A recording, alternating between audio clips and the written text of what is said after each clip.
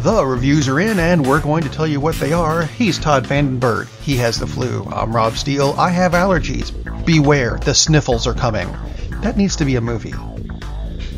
That really, it kind of sounds like a movie. The sniffles are coming. It does sound like a movie. Or starring Adam Sandler as the Sniffle. Oh, and then it's going to be on Netflix. Yeah, straight to the $5 DVD bin. That's not what we're reviewing. Although, Todd, what are you reviewing this week? It's a movie that sounded like it should have been good. It's a movie that should have been good. It's Bad Samaritan, which I had high hopes for, and I just was one of these things that wasn't in the theaters very long, which has nothing to do with whether it's good or not. That happens to a lot of good films. And I was thinking, oh man, I really wish I'd had time to catch it. Well, now it's available for free on Amazon Prime, so you can watch it if you wish. There are some reasons to watch it still, because it does star David Tennant, who is an excellent actor. It's in a rare villainous role for him. And I say rare because normally he doesn't play villains. Plays Doctor Who quite well. But, Kilgrave. And Kilgrave, one of the very best Marvel villains. To me, one of the top 3 Marvel villains in any of the incarnations of film or TV.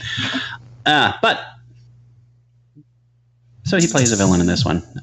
Basically, he plays a serial killer, which they show you in the preview, so I'm not giving anything away, that is found by a couple of guys who are actually found by one guy who they do a parking valet service. And when they get your keys to your car, they figure out, are you probably worth robbing? Yeah. So then if your house is close enough, they'll go to your house, rob your stuff, and then come back and give you your car, and no one's the wiser. Kid does this. He goes to David Tennant's house, and he finds that there's a girl chained up in the dude's office, and things ensue from there as he's trying to figure out how best to let this be known without having him be outed as being a thief. So things progress from there. Basically, it turns into a cat and mouse game between the kid and David Tennant. That aspect of it is really good. The performances are really good. Tennant's excellent. He could have had better lines because the script's not great, but he's still David Tennant. Robert Sheehan plays the young kid. He's actually very good, very entertaining. I definitely look forward to see him in something else. He's an Irish actor and a kid. Well, he's 30 years old. Doesn't look like he's 30, but he is. Anyway, the problem with this movie... 30? Sorry, just caught that. I know. He doesn't look it at all. No, he doesn't. It's like he barely looks like he's 20.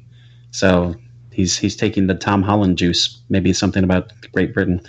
But because definitely it's like he absolutely looks like he's like maybe in his 20s or something. But anyway, the problem is the script. The huge problem is the script. You know how in a lot of these thrillers there are moments where you want to shout at the screen. It's like, why are you doing that? This movie is full of them. And it's also full of things that make no sense. Like just the cops come to Tennant's character's house, and I don't remember the name of the character, and I'm not going to bother trying to look it up because I don't feel well enough to even bother with that. And it doesn't matter because that's not his real name anyway in the film. So the cops come to the house to investigate, and Tennant's girlfriend is magically there, and which she wasn't there before, so he managed to whisk her there in just that brief amount of time. And he has the cops come in and walk around, and the girl's no longer in the office, of course. Things magically happen so quickly that there's no way that Tennant could have done all this stuff in the short amount of time that he has to do the things that he does in this film. And it's just done that way because it's lazy writing, because they have to make him seem like, he's 5 steps ahead of the game. He's 5 steps ahead of the game, and apparently also has the time stone because he didn't have time to do some of this crap. It's stupid. It just has so much of that, which is really, really sad because it really wastes a couple of good performances, which if they'd had a good script as opposed to a mediocre script, could have been an excellent movie. And what's really sad is the script, I can kind of see why, because it's directed by Dean Devlin, and I didn't see that until the very end of the film when the credits were rolling. It's like, okay, this kind of makes sense now because Dean Devlin has written some pretty good movies. He has written like Independence Day, which is a good film. He's also done like Universal Soldier, one of these sequels. Yeah, could have been a better film. Yeah, so he's very, very uneven in what he's done. So it's not too surprising that there are problems with the script, just because you just don't know what you're getting with this guy. And this is definitely a case where, boy, you really needed someone to tighten this thing up. Oh, he also wrote Geostorm, which, oh my God, just the trailer for that garbage is enough to make you feel sick. Oh yeah, Godzilla, as in the horrible American version of Godzilla, not the one that came out 3 years ago. The one that came out 30 years ago. The trash fest. So was it that long? Yeah, God, I'm old. 30 years ago. So he's done some good stuff and he's done some crap stuff, and this falls into the crap category. I'm sad to say, because man. And the sad thing is, this could have been a really interesting story. It's interesting, but not in the right way. Just an utter waste of David Tennant's talents, because, like you mentioned, it's like in playing Kilgrave is like absolutely terrific performance. A lot of it has to do, of course, with the way the character is written, and there's no redeeming quality. There's no interesting quality. There's nothing good about that makes you have any kind of a rooting interest for the killer, which that's kind of the point of doing these serial killer movies. Hopefully you have some, because if they can subvert it and make you root for the killer, which good filmmakers can do, then you feel kind of like, God, what the hell is wrong with me? Well, there's no moment like that in this film. It's just very by the book, paint by numbers, and it's like done for like a 5-year-old level, not like the adult coloring book. So it's sad. And the fact that it's free on Amazon, it's still going to take like an hour and a half of your time. So you have better things to do, like, I don't know, clip your toenails or something. So I would avoid Bad Samaritan. Oh dear, not a good thing. No. Okay, so for the film I was going to do, I was trying to figure out because I've seen a lot of stuff. I haven't seen anything in the theater recently because there hasn't been anything I was interested in seeing. So I said, I'll look up on IMDb and see whose birthday is today, and I'll review one of their movies. Oh, that's cool. Unfortunately, the only person I recognized by name was Burt Lancaster. And yes, today is his birthday. Are you knocking Burt he Lancaster? Died in 1994. Are you knocking Burt Lancaster? Is that what you're doing? Well, I know who he was. Don't be knocking. But I Burt looked Lancaster through his movie list, and I didn't really. I don't think I've seen any of these things. One that did catch my eye was Elmer Gantry. Really? That's the first one that popped into my head. Seriously, I was the going to say reason Elmer that Gantry. popped into my head was because I saw a poster of it, starring Burt Lancaster and Gene Simmons, and I thought he did a movie with a long-tongued bass-playing demon from Kiss. No, that would have been an awesome movie. It's not that Gene Simmons. It's the female Gene with a J. A wonderful actress, by the way. She is. And I said, you know what? I can't do any of Burt Lancaster's movies, and I don't know anyone else on this list because it's all. I was on a Nickelodeon show, so screw that. And I went back to Monday because I knew Monday was Ralph Batsky's birthday. Or Bakshi. You know who I'm talking about. I know exactly what you're talking about. The guy who did the weird animated movies. I know what movie you're going to talk about, too. You do, actually. Probably, because it's called Wizards. Mm-hmm. Which, God, this movie's weird. Yes, it is. But at the same time, I'm going to recommend this, that you watch it sober. Would you say it's groundbreaking? I might say that's a completely different episode. I would say it's probably groundbreaking. It's just so bizarre. It is. And yeah, I'd be worried if you weren't so drunk. Maybe anything beyond that, you are on your own. And God help you, provided there is one. That's another show again. Wizards. Animated movie came out in, what was it, 77, I think. 77, you got 77, which I did not watch it when it came out because I was 6 and it would have scared the crap out of me. Would have. The movie is set very far in the future, and it's kind of I think the best description actually came from IMDb, which called it a blend of World War II Europe and Tolkien's Middle Earth. Yep. How bizarre is this? Elves and dwarves and fairies have come back. So have orcs and trolls and goblins. And they're on two separate sides. On one side, you have the elves and the fairies and stuff, and they're led by Avatar, the good wizard. And the trolls and the goblins are led by Black Wolf, which is a great name.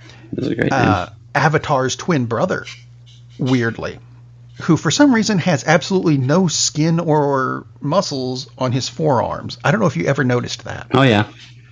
That's just kind of, I don't know how he gets everything to move because there's nothing there. It's just a bone. It's magical. His hands are fine. Yeah, they're both wizards. Anyway, Black Wolf keeps trying to take over the planet using the orcs and the goblins and the trolls, but they have no motivation at all to get it done. They kind of go, oh, we're going to attack, oh, I'm bored, and they wander off. But then Black Wolf finds something to motivate his troops. And this is where the movie gets even weirder. He finds old Nazi propaganda and shows it with a magic projector he imbued with magic. So all of his troops constantly see this Nazi propaganda that get them fired up, and they begin wiping out everything else.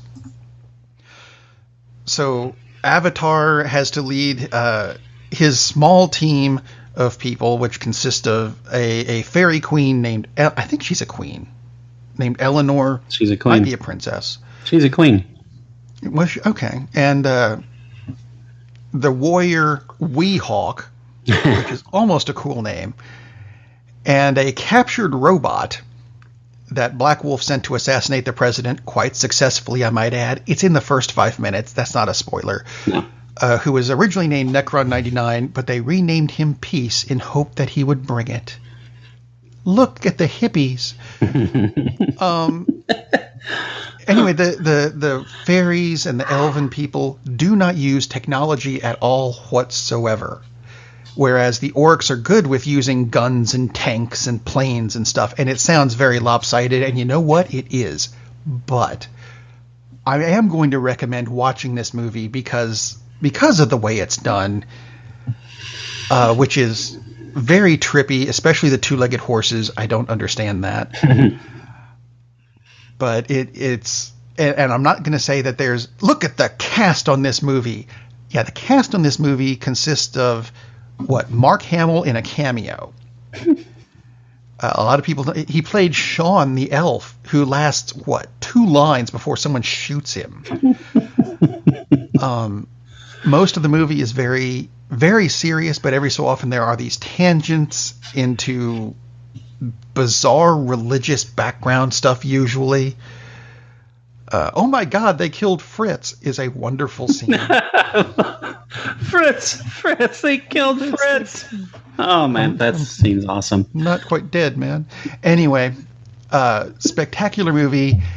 And frankly, I am going to say sit through to the end of the movie. Yes.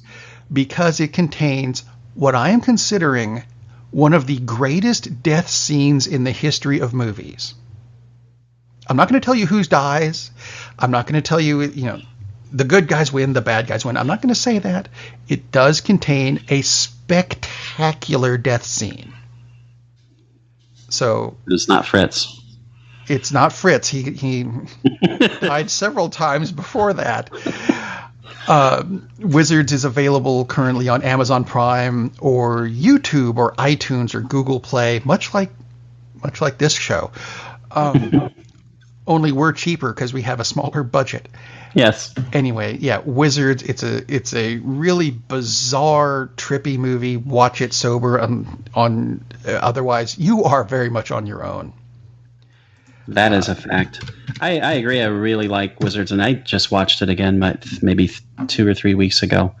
Like I said, it's very crazy, trippy, fun, and it's very much of its time, the 70s, which is fine. But it is almost like opening up a going back in a time machine or using the time stone, because it's. And I'm not talking about the setting of like the far-flung future with World War II mixed in. It's just the way it's done and the themes of, peace and love and blah, blah, blah. I was slightly disappointed to find out that Avatar was not voiced by Columbo himself.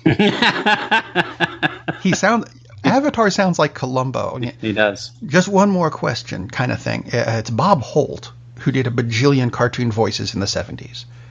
The performances are really good. They are. They are. And the animation is a really weird mix of kind of what you'd think of as normal animation and a lot of rotoscoping, which is really effective, and especially when because it's done in a lot of the war scenes. It's good stuff. It is. It's very nice to have a movie to recommend to go along with the one that we don't. So it's not a movie for everyone. That's for sure. No. And it's not for kids. It's animated, but it's not. Just because it's animated kids. doesn't make it for kids. Yes. So we'll review Akira someday and talk about this not for kids thing. Yeah, for sure. Until then, yeah. Have a good weekend and go see a movie.